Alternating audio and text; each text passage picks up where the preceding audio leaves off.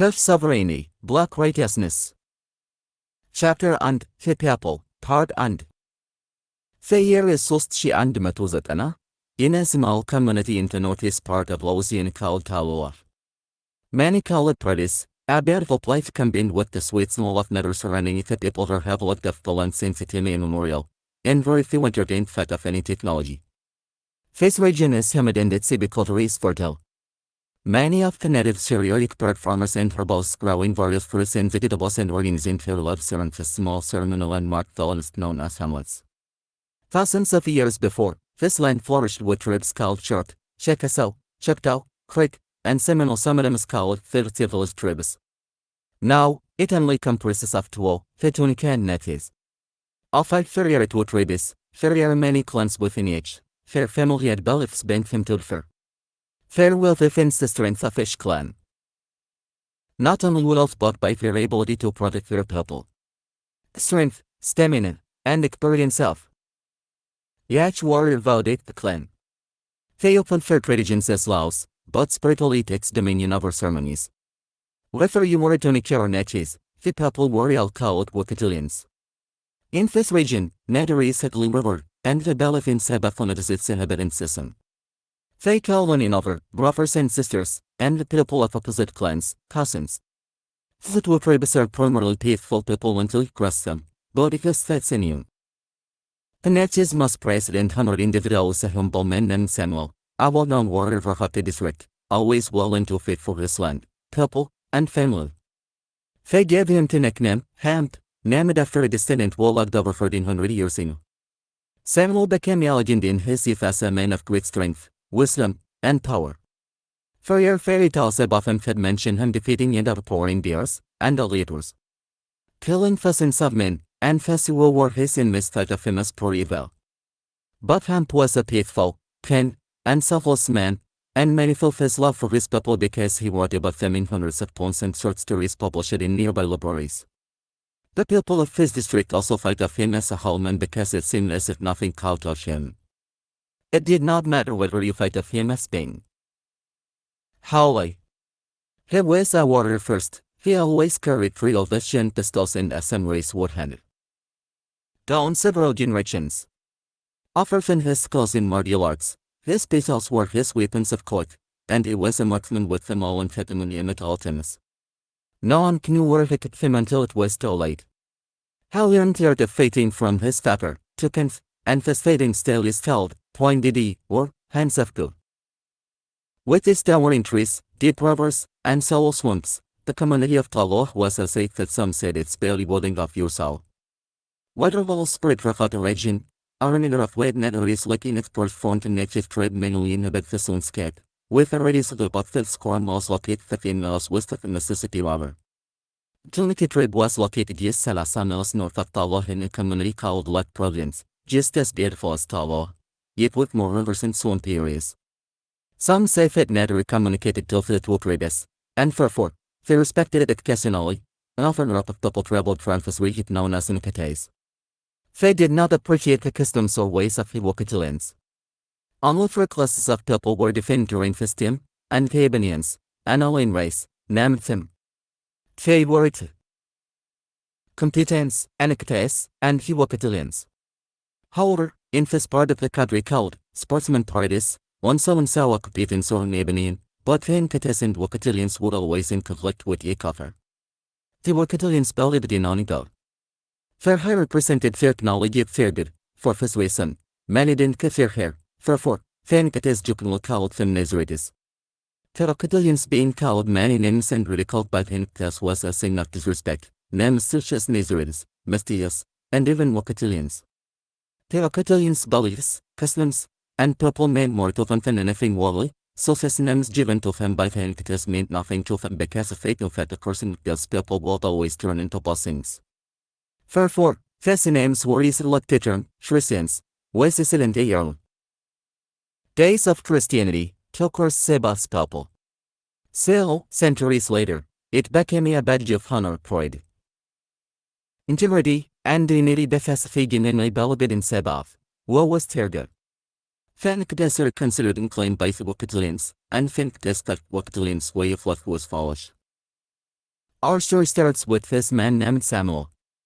5'8" tall, weighing 175 pounds, with long black locks and a bonish skin tone, making it seem like he'd loud. He was a handsome man with a heart of gold for his people. He was the leader of the Tablet clan in the Nephi tribe, and his with mother was Henlichalifer, leader of the Brilliance clan in the Tuniki tribe from the community of Lake Providence, Louisiana. His wife was a compassionate woman with passionate love at Helmedy. The married of that will later manifest would ribs back on home. At the height of his youth, Samuel had the speed of a cat in the strength of a bull, and by the time he reached his 20s, he received that out bossing as a miracle so saved the valley of Lake Providence. This was also when he met his second wife, Martha, on this particular day while protecting her from being stampeded by a herd of over 300 bull horses. As the years passed, gathering, taming, and selling fast same horses is how we gained his fortune. Hence, another thought that he had the gift of talking to animals. One thing is for sure, he was unlike any man in this part of the region. Samuel had a set of twins before his with Martha and Alan et al., and had 10 children, 5 boys, and 5 girls, with Martha. Samuel was the oldest man to live in this region since the beginning of its history, the literally of 112 years old. Upon the birth of his youngest daughter, Miriam, he married to Taloa. As the firstborn child of 13 children, he did not want his children to marry family members since his siblings had plotted small community of Lake Providence. Miriam was the youngest among Samuel's children. She was 37 years younger than her oldest twin sisters, Adol and Edel. On by on, as Samuel's children grew older and married, Miriam and her sister Not, who was only 9 months older, stayed home and helped around the house. They often visited their relatives in Lake Providence and small towns and communities between them. Samuel was a protective of his grandchildren and youngest daughters. Miriam later married Darushi, and they had 2 boys, Walid and Cush, and a daughter named Eber. Darushi was an adventurer and loved to travel, and Miriam, not so much. She married a man named Tra and had 3 more daughters, twins Saki and Hak, and the youngest, Dufi.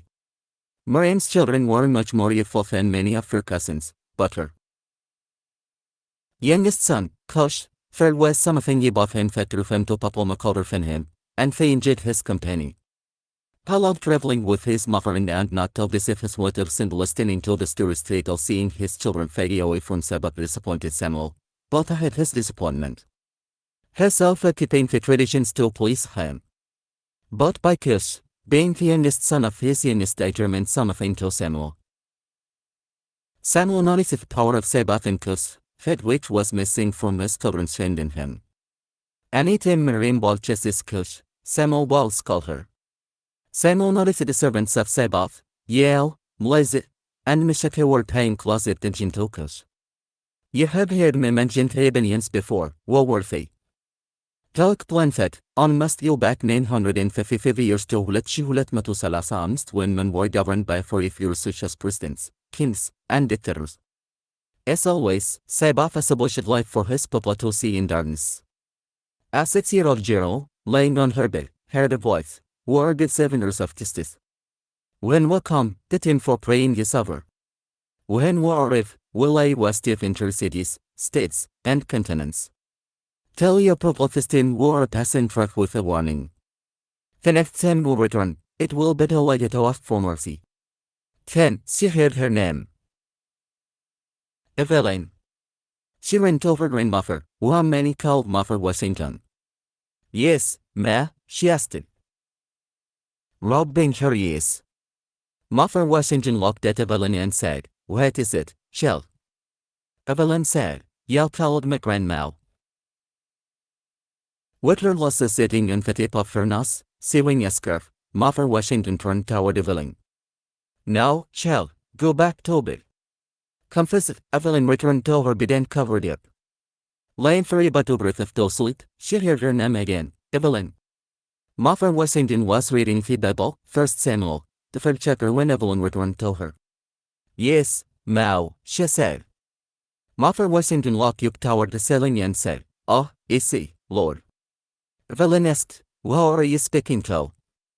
Mother Washington slowly got up from her recliner and said, "The same person who is calling you, child."